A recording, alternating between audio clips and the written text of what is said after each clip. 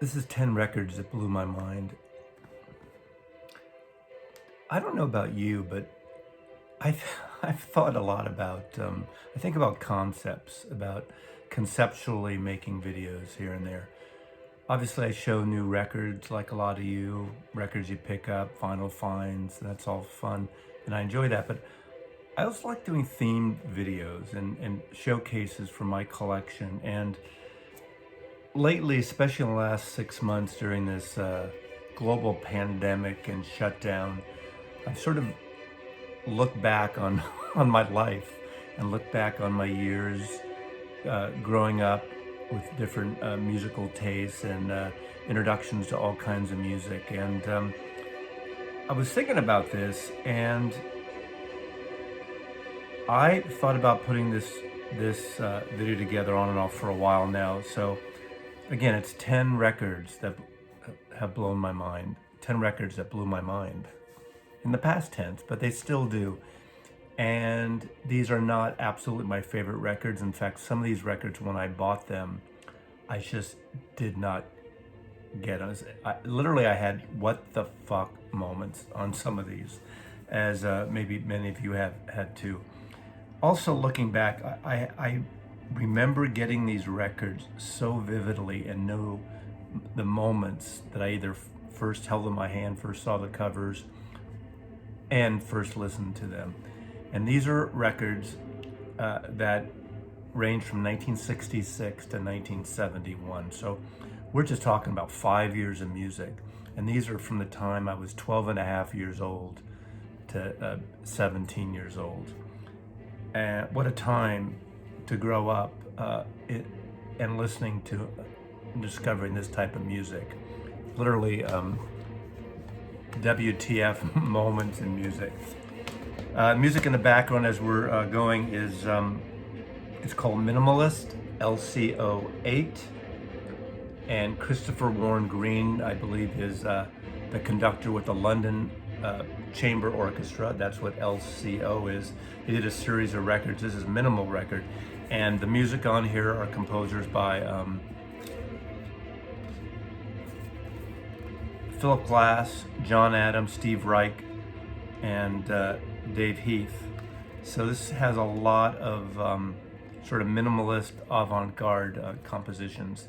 And so we'll kind of let that go in the background, which I realize emulates a little bit of some of the music I'm showing, not in specifics, but this music, some of this music was really out there. And I know there's been some, there was a thread recently, I think, that the Vinyl Douche did about, and one of the questions was music that got you into other kinds of music, that got you out of the box and made you go deep. I'm paraphrasing in a very long way. So all this music was really different from what I was used to the Beatles and Paul Revere and the Raiders, and obviously in 1966, 65, 66, all that amazing garage band rock like the Seeds, Pushing Too Hard, and Hey Joe by the Leads, all those great singles, Psychotic Reaction, as well as Bob Dylan and the Byrds and the Monkees. So I'm going to start out with 1966, and what I'm doing is, these are 10 records, but I'm going to cheat so there's 11. So I already broke my own rules because I don't have rules. So I'm starting in 1966, and I'm going pretty much in chronological order. There might be a few, give or take, that someone else out there going to say, this record came out before that record in 1968, so let's have at it. Mothers of Invention Freak Out. Their first record, they're on Verve Records, part of MGM. Now,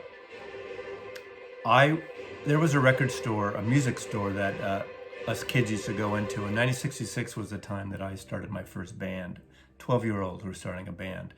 My buddy and I would go to this record store, Larry, all the time. In fact, Larry, Danny, and I, three of us, would hang out this store almost every day after school. It was one of those things. I keep looking back, I wonder what the owners of the store, it's a narrow store, but down the entire center were bins of records. So There was an aisle on the right, so you look at the bins on the left. If you went on the left, the bins would be on the right, depending which way you're walking. Tons of records for almost the length of the store. On the left, the entire wall was hanging guitars.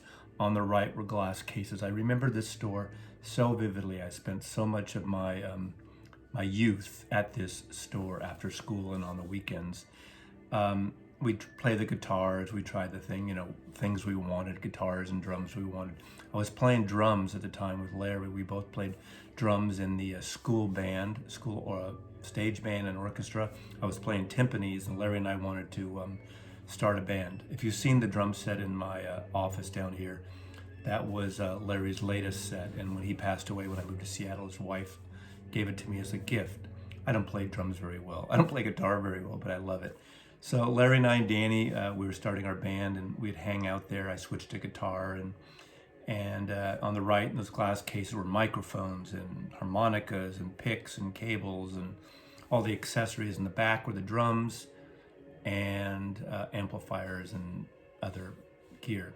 But it was the records. I remember one day, for some reason, I think I'd sometimes like late afternoon before dinner time, I'd go to the store around 4 o'clock, 4:30, and look through records. And one day I saw this record, and it was the price of all the other records. And I had, for some reason, I remember I had gotten a gift of $5. Now, in 1966, you could almost buy 2 records for $5, not quite. Records are about $2.99 for the most part, and usually $1 more for stereo in some cases. Sometimes you can get them as low as $2.50 for a record, $2.49 if they're on sale. This was a double record, and it was the price of one record. So I looked through, and this cover fascinated me. I had no idea what the fuck Susie Cream Cheese was. Susie Cream Cheese, Salt Lake City. These are the mothers. These mothers is crazy. I just thought, freak out. This was, psychedelic really wasn't happening in terms of the grand scheme of things, like late 66, early 67, but we started hearing the term psychedelic. But 12-and-a-half-year-old kid, obviously I knew Buffalo Springfield, and I knew the Beatles, and this is even before Revolver came out. So think about it. This came out some few months after. I think it was in the spring this came out of 66. And so the Rubber Soul would have been the last album. So anyway, I bought this record. I took it home. 1966, 12-and-a-half-year-old. Look at all these liner notes. I read this, and I played this record after dinner in its entirety, both LPs.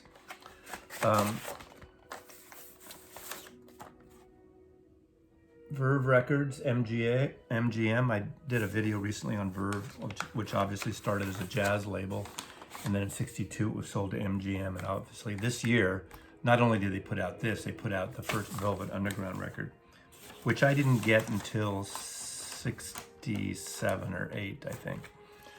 But this album literally blew my mind. Susie Cream Cheese. I can't even describe. Hungry Freaks Daddy had opened up. Who Are the Brain Police? That a cappella lyric in that. Who are the Brain Police? In a way, this record just was, I didn't know what avant-garde was. And obviously this is an avant-garde record with fusions of rock and roll and jazz and whimsy classical in a way, totally out there. But I ate this record up. It blew my mind, and I played it a lot. And my journey into Frank Zappa and the Mothers of Invention just continued pretty much forever. So this album blew my mind. Now, 1967, Summer of Love on paper. Obviously, some of the biggest albums ever. Surrealistic Pillow by the Jefferson Airplane, the first Doors album, Sgt. Pepper. So many. What a great year for music. And I loved Surrealistic Pillow. My favorite San Francisco band during the whole '60s was the Jefferson Airplane. I was able to see them first in 1968. in Golden Gate Park, and I saw them a lot, or a good amount over the years. Actually, a lot, maybe 5-6 times. Considering how young I was, that was a lot. Even though they played all the ballrooms and things, I really didn't go to that place right away. But after Surrealistic Pillow, they put out another album in 1967, later that year. I believe it was around October. And it was this album, After Bathing at Baxter's. Everyone, including myself, expected more of like Surrealistic Pillow, which is an amazing record. Obviously the hits White Rabbit and Somebody to Love and the great Embryonic Journey, the great guitar bit. This is friggin' out there record. And I did not get it right away. In a way, would you say I was disappointed? Maybe. The first single, You and Me and Poniel, was really interesting. But in the Bay Area, I'm not sure anywhere else, they played Two Heads that Grace Slick sings in this. There are montages, there's weird shit going on in this album. And I didn't know 2 years later, the name After Bathing at Baxter's was really kind of their little game and little secret code for after taking acid. So After Bathing at Baxter's was after taking acid, and that was their thing on this album. This album has grown in cult status over the years, and a lot of people who really like psychedelic and on edgier stuff love this. But the White Rabbit crowd just did not get this right away, and it didn't do as well as Surrealistic Pillow. But an amazing record, and but it blew my mind. I kept listening to it because I felt that I was missing something. So I just kept listening to it over and over and over again. And then, like, you know, the light bulb went up, and I totally got it. That same year, my father took me to see this movie, 2001: A Space Odyssey. We drove downtown San Francisco at the Golden Gate Theater, which is on a corner right off of Market Street at Taylor Street, on the edge of what is now the Tenderloin and Market Street. Beautiful old movie palace in a large office building, the old school RKO type movie theaters, probably built in the 20s, 30s or so. And it since has become a theater for live theater, plays, touring ensembles. But my dad took me to see this movie the first week it came out. And we sat back, and I remember to this day the smell of that room, because you could smell the smell of marijuana. And I almost was embarrassed, but I was young enough. So I was 13 years old, 13 years old, hadn't turned 14 yet, so 13 and a half, with my father, and literally the first 3 or 4 rows were all hippies smoking pot. And especially when the Infinity and Beyond psychedelic trip happened. But I remember my father bought me the touring book. Whenever there were movies like this with an intermission, you'd get like this, you could pay extra, it's probably like $3 or $4. You could get a booklet about the movie, the road shows they were called. Movies like this and Magnificent Men, Their Flying Machine, and The Great Race, and all those type of movies had road shows where they're large 70 millimeter projected films. This soundtrack, I bought it, and again, it exposed me to so much stuff. The Richard Strauss song at the beginning, also Sprach Zarathustra, has become sort of a cliche. I even used it in my recent video about the McCartney Flaming Pie box set. But what a great piece of music. It's become iconic and always associated with the beginning and end of this movie. The original, Alex North had originally composed music for this film by Kubrick, and he had composed film for Spartacus and Dr. Strangelove, and he wrote the score for this, but Kubrick ended up using the classical pieces that he was using sort of during the editing phase. And he just got so into that and used it. And so Alex North didn't even know that they didn't use his score until the premiere of the movie, which is kind of tacky. But not only does it have that Richard Strauss song, it has The Blue Danube, Johann Strauss, the waltz, from Vienna Waltz, which is kind of cliche that everyone's heard when they're out in space, that beautiful docking in the space station. Probably the most traditional song on this album. But the thing that got to me was the Gheorghe Ligeti piece called Requiem for Soprano, Mezzo-Soprano, Mixed Choir and Orchestra, and Lux Aeterna and Atmospheres.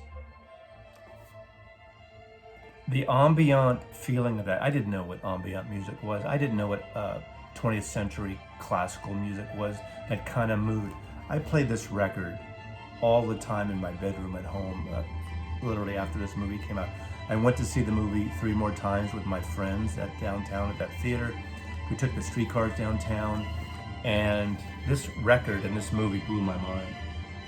1968, 2001: A Space Odyssey. Also that year, United States of America.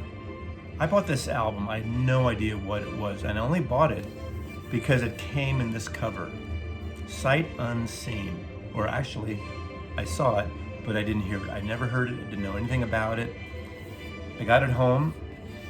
Luckily, I kept this, but it's been torn over the years. This is how it originally came in this envelope. So you had no clue what was inside. This might have been the beginning of my experimental purchasing of records based on covers only. So I was trying to expand my horizon. I didn't know that's what I was doing, but I would be checking things out. This is the record. Produced by David Rubinson, who would later become a San Francisco producer, producing Santana, and bought Columbia Studios in San Francisco. He was a staff producer by Columbia, produced this. This was led by Joseph Bird and Dorothy Moskowitz. She did a lot of the singing. And Joseph Bird, electronic music, electric piano, organ. Very experimental for the time. Joseph Bird and the Field Hippies was another project he did. Later he would go on to arrange Ry Cooder's jazz album. Avant-garde, electronic, experimental, psychedelic, loops, synthesizers, moogs in a way. Gorgeous, gorgeous record. The American Metaphysical Circus, a lot of effects on here. And this is one of those records I'd play over and over and over and over and over again, listening to the sounds. I had a pair of headphones. I got my first headphones in '67 when Sgt. Pepper came out. And records like this, I loved the aural excitement of these things going through my head. So this record blew my mind.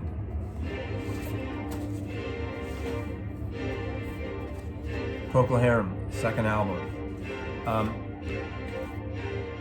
Shine On Brightly. I would later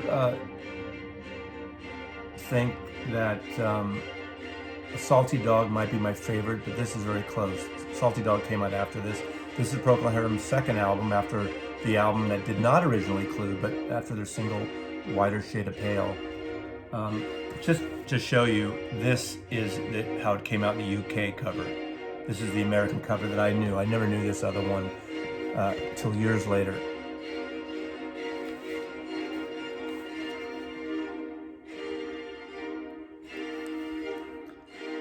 Quite Rightly So, Shine On Brightly, Wish Me Well, Ramblin' On, Magdalene, and Inheld 'Twas in I. That's the sort of the signature piece on this album.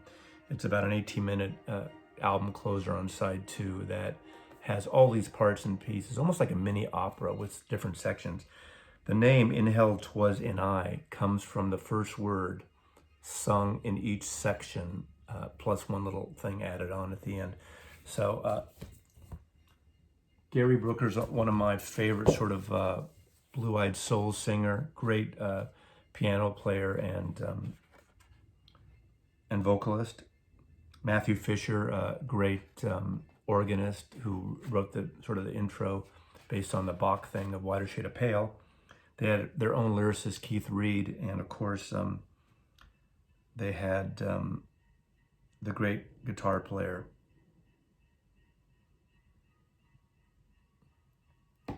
Robin Trower. I wish Robin Trower stayed in the band longer. He's up through, I think, Broken Barricades. But this album blew my mind. I remember buying this album, taking it home, playing it, and playing it 3 times in a row when I first got it.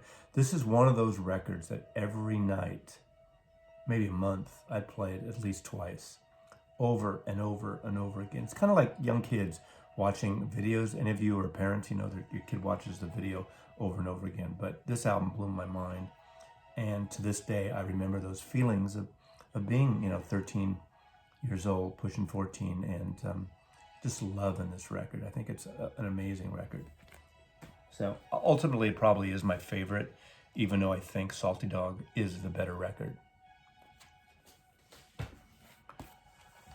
My buddy Larry, again, drummer Larry, heard a song on either KMPX or KStand radio, KSAN.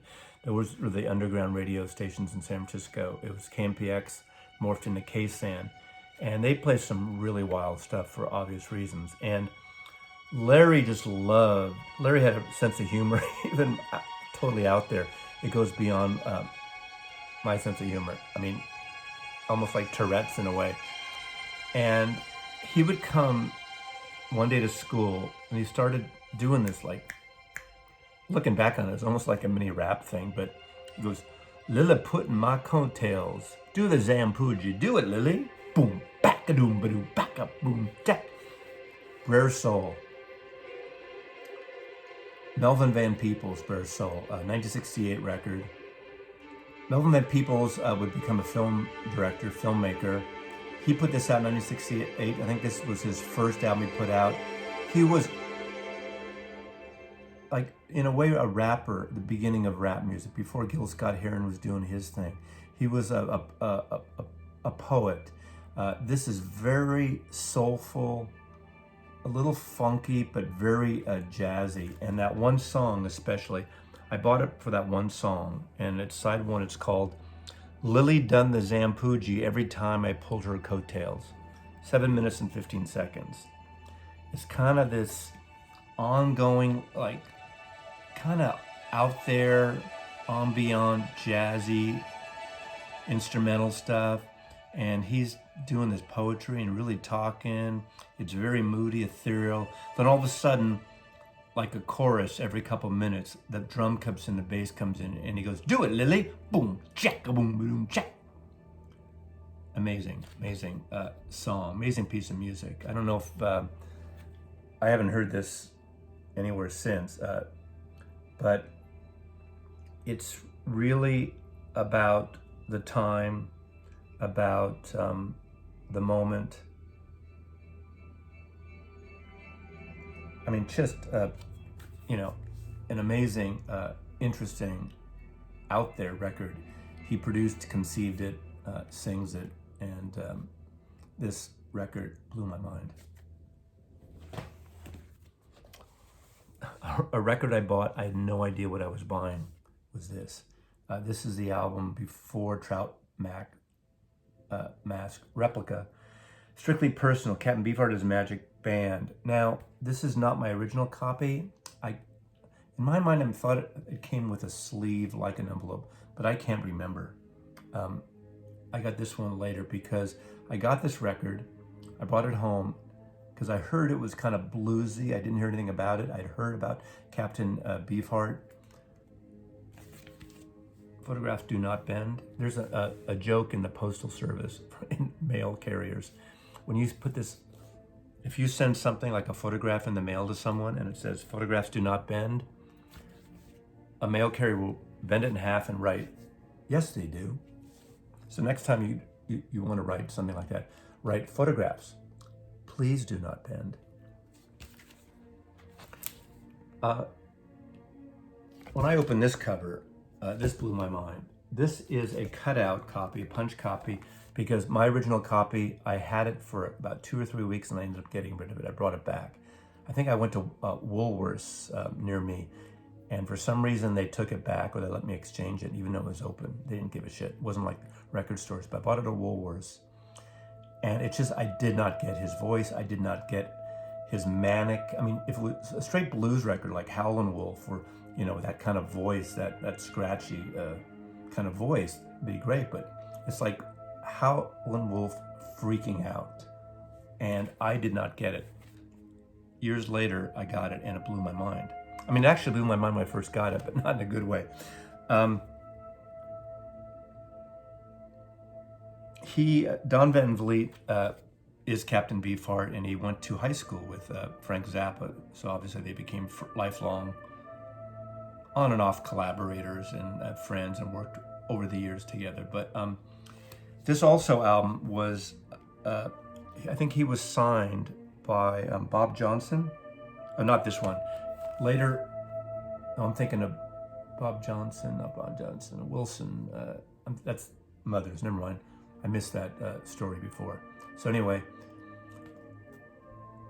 Blue Thumb Records, this came out like almost like months or half a year after they started recording it, because the label just didn't get what they were about. But you know, same, you know, the obvious choice I almost showed was Trout Mask, same thing. I got it, I returned it. So after buying this, the next year or two, I bought yet another record by Captain Beefheart because of the cover, and I just couldn't handle it. But now I love it. November 1968, 3 weeks before the White Album came out, Apple Records put out what I believe was their first album, and that was Wonderwall music by George Harrison. Soundtrack that he did, recorded in London and Bombay, mostly with Indian musicians, but Ringo plays on a track or a couple tracks. Eric Clapton plays a fabulous guitar on a song called Skiing. This is a mix of Indian and cowboy and ragtime, and it's just a lot of, and moody, I'm gonna say, again, ambient sounds, but in Indian tones. Things he was doing, obviously, since Sgt. Pepper with With You and Without You, Inner Light. I got this record, and I bought it right when it came out, because this was the first Beatles solo album, aside from the two Virgins, Life with the Lions, Zapple Crapple, as some would say. This is an amazing record. I think this is like one of George Harrison's top 3 or 4 records. I love this record, but it turned me on to so much new music. It blew my mind. This record is a special record. Soundtrack to a movie that I eventually saw years later.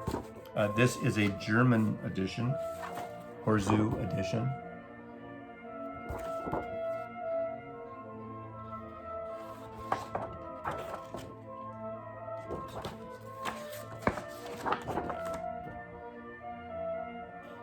So this is a German edition. The insert. Actually, with 2 inserts. But again, I've said this before on many videos, George Harrison really expanded my horizons to world music. I really got into Indian classical music, Ravi Shankar, some Indian experimental stuff, and I tell you, this record blew my mind, and it still does today.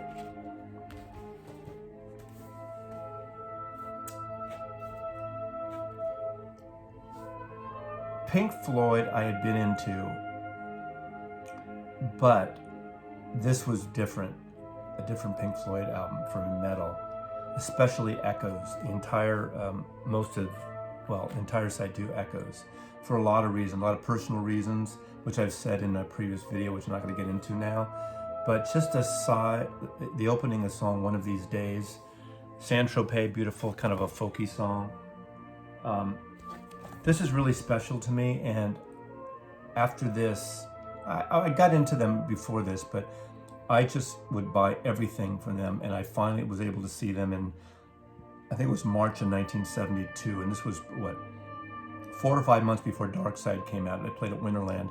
I saw them, they played the entire Dark Side of the Moon, but of course none of us had heard Dark Side anymore. So looking back on it, it was so amazing hearing them play Dark Side, and before the album came out. And they played Echoes, and Echoes has always been a special, out there, avant-garde, minimal. It's just, that's one of those records, if I would wake up in the morning, when in the middle of the night, I would put my headphones on because my parents were asleep, and I'd play side 2 of this record and listen to echoes on headphones. This is a mind-blowing record. It blew my mind. Pink Floyd. No, it's not John Lennon's first solo album. This is Yoko Ono's album. Of course, I love Plastic Ono Band, John Lennon. Possibly my favorite Lennon album. Probably my favorite Lennon album. This was recorded around this same time. This was recorded, except for one track, in one day. All in one day. I know some people say, of course, it sounds like it was recorded in one day. This record blew my mind. Oh my God. The thumping of Why, the intensity of the song Why by Yoko Ono is amazing. Also the cut,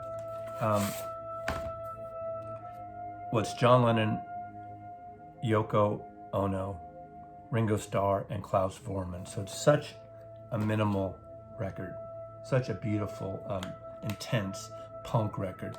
You know, people didn't get this record. People like to dump on Yoko. Some people still do. You know, I remember one of the reasons that brought John back to do Double Fantasy out of retirement was he heard Rock Lobster by the B-52s, and he said, "Oh my, come on, Mother, they're doing your music. They're finally getting what you've done."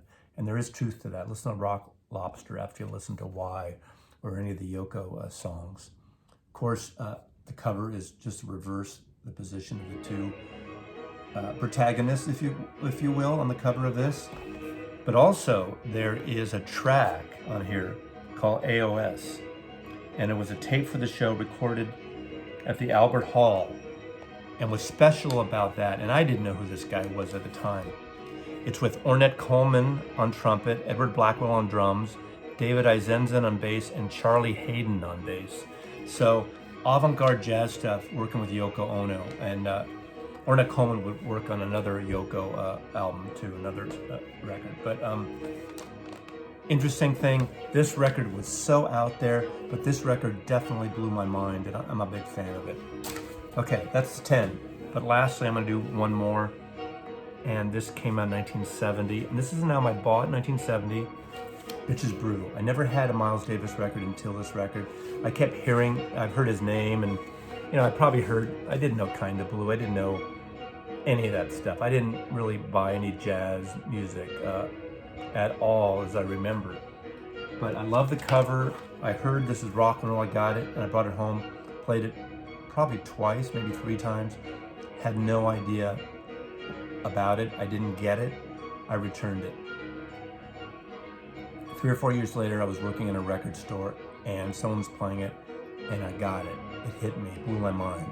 So Bitches Brew, of course, one of the early, probably this after In a Silent Way, when he was getting electric, a little more rock and roll, to a point rock and fusion with, I mean, so many amazing people on this record. Chick Corea, John McLaughlin, Dave Holland, Harvey Brooks on bass, Chick Corea, Bernie Maupin, Lenny White, Wayne Shorter.